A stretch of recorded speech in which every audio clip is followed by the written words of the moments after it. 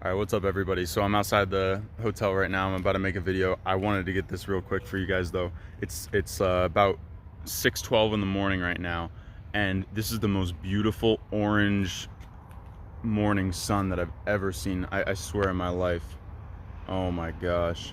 I mean, obviously the picture doesn't do it justice, but anyways, this is day 9, I believe, of making an original Bob Proctor style speech of at least 8 minutes until somebody hires me to speak. And yeah, so let's just get right into it. As I will state in the beginning of every single video, this is the pure product of my creative imagination, and there's no AI used in the creation of this. It's just, you know, whatever I've gained through my studies. So I have a background recorder going. I hope that I'm gonna honor this whole thing, but obviously my arm might get a little tired, but that's okay. We're gonna push through it. So I actually wrote as if I was down in the lobby of the Best Western, not out here in the streets, but it's really nice. It's a nice morning. Anyways, we're just gonna walk around a little bit. So good morning, don't mind me, just down in the lobby of a Best Western waiting to get going on my road trip. We're gonna get there today, eat some pizza, then head to the spot. The place I visit every year is a place of rest, a place to detach from electronics and to reconnect with the natural forces of the universe. This is why I wanted today's topic to be visualization. Visualization is one of the most powerful tools we have as humans. It is done with our imagination, one of our higher faculties. We also incorporate the other higher faculties in some sense, and let us restate those here: perception, the will, memory, reason, intuition, and imagination. God, it is just so nice out this morning. And this is really why I take this time each year to go to this place that I'm going to go to, because it is a time of relaxation, reconnecting.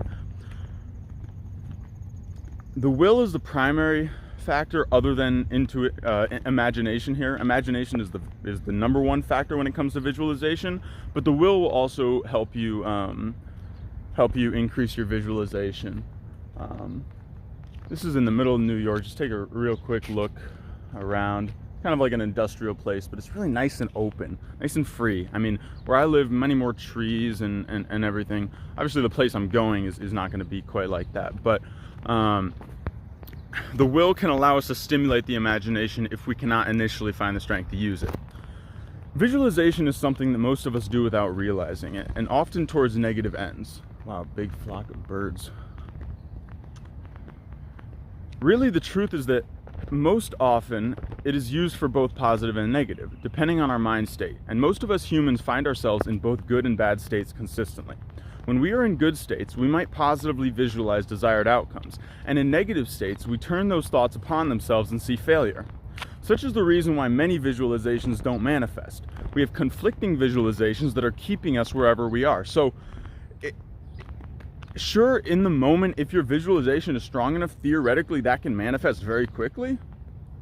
But the general rule is you will see negative things manifest very quickly, and positive things take a little bit more time.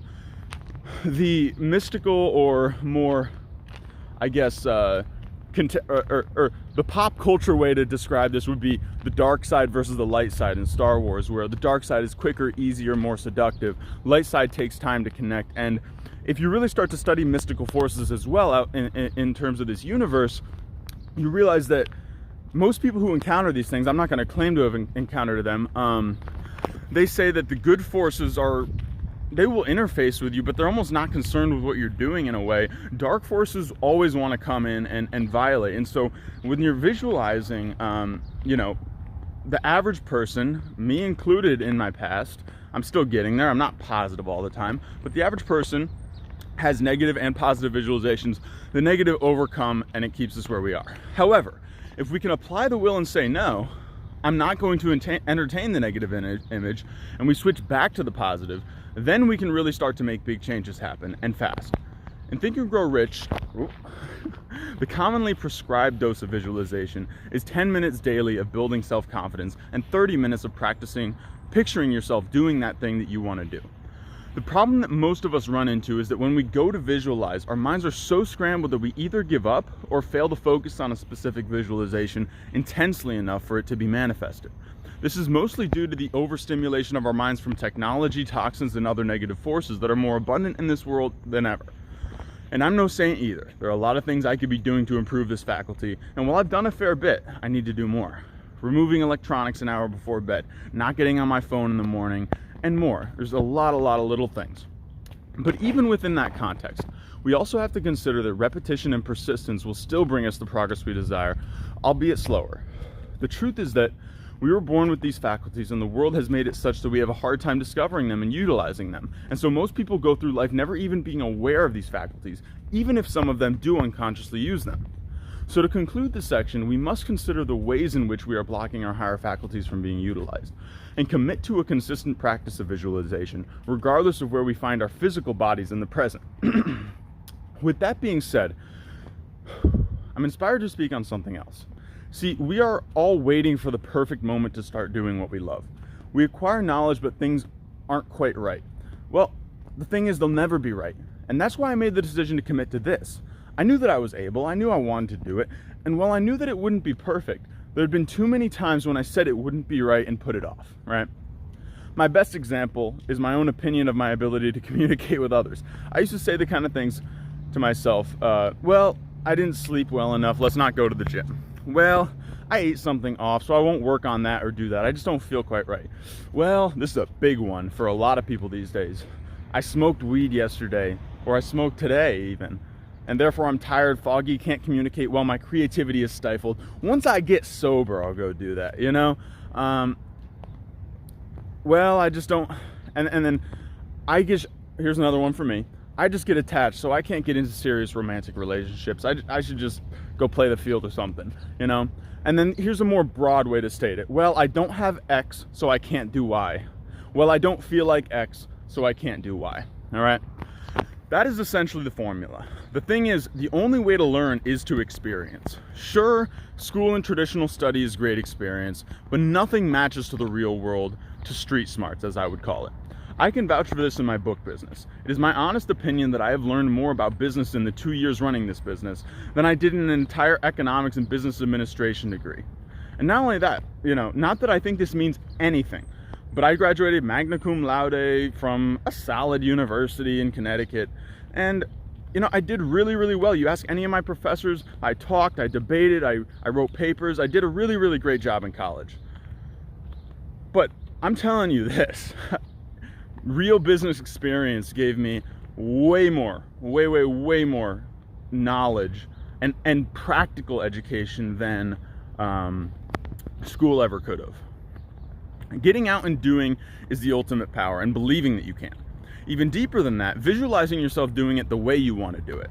I want to conclude this video by talking about some negative visualizations. We need to be careful when it comes to specific images, okay? We need to be careful to not infringe upon the energetic spaces of others in our visualizations, because then we are sending them energy that was not given specific permission by them. So when it comes to your visualizations, picture your energy and how it is being expressed, and build an image of the people you want to help, but not specific people, rather a type of person, the type of person you want to help. What qualities do they have, right? Not what do they look like necessarily. I mean, you could say they're attractive, right? But you're not going to build a specific image. We must spend time with the image of the kind of person we want, not a specific person. In a way, we must build a specific image, but again, not an actual person we know. Even with a person, if we have their image, we risk attachment and energetic loss of integrity. And even in a sense, I do think this could apply to the physical world. Excuse me. You want to build pictures in the mind. You don't want to see something in the world and then draw that into your mind as a very specific thing. You don't really know how the universe is going to deliver you what you really want, okay? And so that's why we build it into the imagination. Thank you for your time, and I hope you enjoyed this. This was kind of fun walking around here. You won't see me here again. So let me know in the comments if you have any questions or thoughts. Thank you. So let's just, 9:37. All right, looks good. Peace. Where's the stop button on this?